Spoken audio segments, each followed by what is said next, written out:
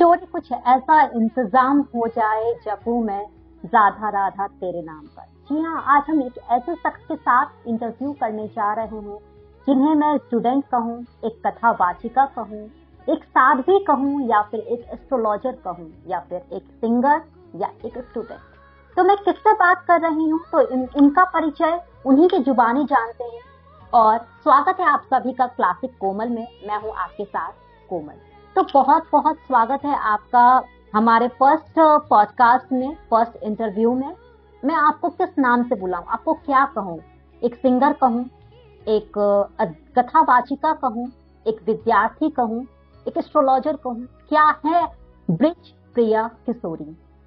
वास्तविक में अगर मैं अपना परिचय दूं तो मैं तो यही कहूंगी कि मैं श्री राधा रानी सरकार की दासी हूँ और मैं उन्हीं के चरणों में रहने वाली एक छोटे सूक्ष्म रूप में। अगर कोई ये कहे कि ब्रजप्रिया किशोरी कौन है या अदिति कौन है, तो हमारा केवल एक काम है, वो है कि एक भक्त को और भगवान से मिलाने का कार्य, उनको एक बीच में एक लिंक जोड़ने का कार्य।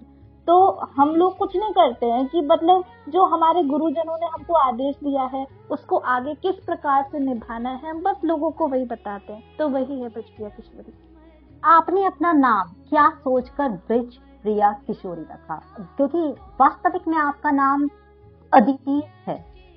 देखिए, अगर मैं इसके पीछे का बहुत बड़ा गहरा राज बताऊं तो सर्वप्रथम ब्रजप्रिया किशोरी का क्या मतलब है।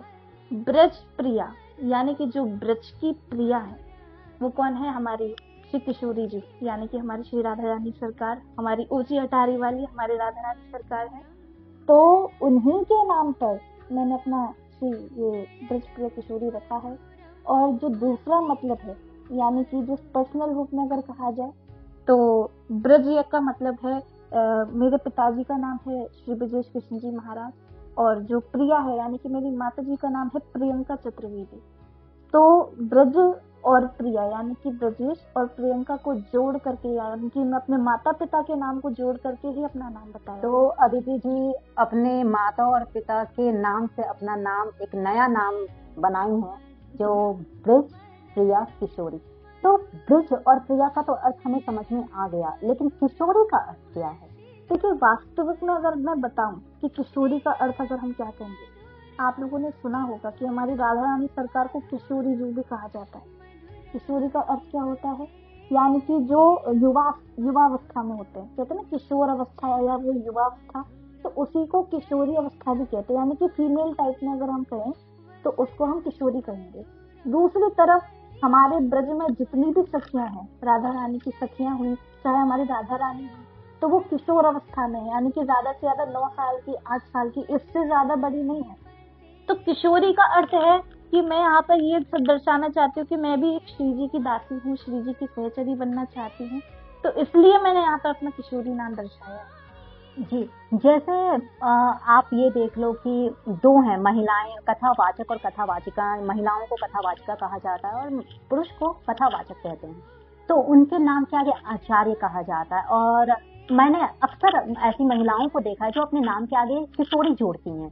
तो आचार्य और किशोरी दोनों में बहुत से अंतर देखा जाता है। तो क्या है इसके पीछे की कहानी? देखिए, जिस तरीके से हम लोग बीए करते हैं, एमए करते हैं, और जब पीएचडी करते हैं, पीएचडी मतलब किसी स्पेशल सब्जेक्ट में स्पेशलाइजेशन करना, तो उसी तरीके से उसके बाद हमारे नाम के आगे डॉक्टर लग जाता है ना। कि हम लोगों ने जैसे म्यूजिक से किया हो, चाहे हम लोगों ने संस्कृत से किया हो, चाहे हम लोगों ने इंग्लिश से किया हो, मतलब कोई भी एक स्पेशल सब्जेक्ट अगर हमने लिया और उस पर हमने कोई स्पेशलाइजेशन काम किया है, तो वो जो चीज है वो हमको उसको क्या हो जाता है, उपाधि मिल जाती है, एक हमको टाइटल मिल जाता है।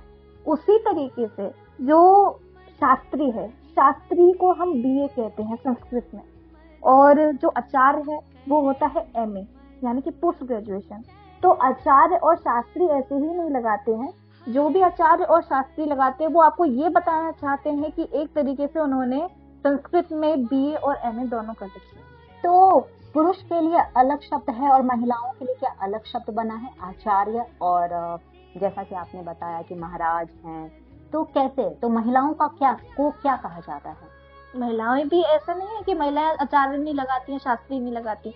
मैंने कहा ना कि जिस तरीके से बीए तो गर्ल्स भी करती हैं, बॉयज भी करते हैं, तो उसी तरीके से आचार्य और शास्त्री भी गर्ल्स और बॉयज दोनों करते हैं, लेकिन उसको कंप्लीट करने के बाद ही आप अपना आचार्य और शास्त्री लगा सकते हो। आज हमें ये पता चला कि महिलाएं भी अपने नाम के आगे आचार्य लगा सकती हैं। Like and subscribe.